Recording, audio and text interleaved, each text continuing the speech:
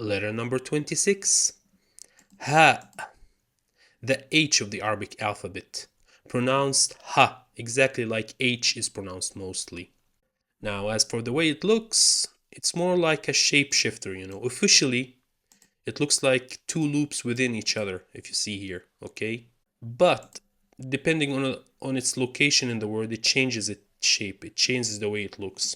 Let's see the examples.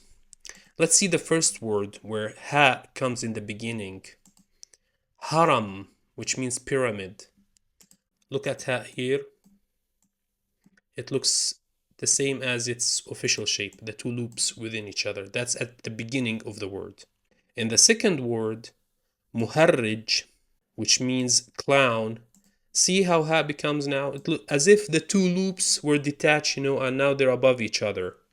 But it's okay if you write it the way it looks at the beginning of the word. Like if you put the two loops within each other here in the middle of the word, it would still be recognized as ha. But officially, this is how it looks in the middle of the word. So just for you to know, okay? Just to know, if you see it in the middle of the word this way, it's the same. It's quite alright, okay? Now, the third example, wajh, which means face. See how ha now looks like?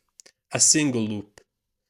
As if the two loops that were within each other got detached and now are above each other, then one of them got untied, and now we have one loop at the end, okay? Now, if it's preceded by a letter that doesn't connect with the letter that comes after it, like here, Zai doesn't connect with the letter that comes after it, the single loop will be left like a lone circle on the line.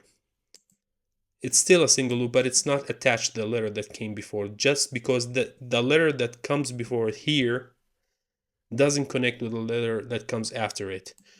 There will be a video about those connections, how letters connect to each other, okay? But for now, I wanted to check the four shapes of ha at the beginning of the word, in the middle, at the end, if it links with the letter that comes before it, and at the end if it doesn't link with the letter that comes before it. The word here is muntazah, which means park, or this wide open area with trees, somewhere for recreation. That's called muntazah. It's always pronounced ha, okay?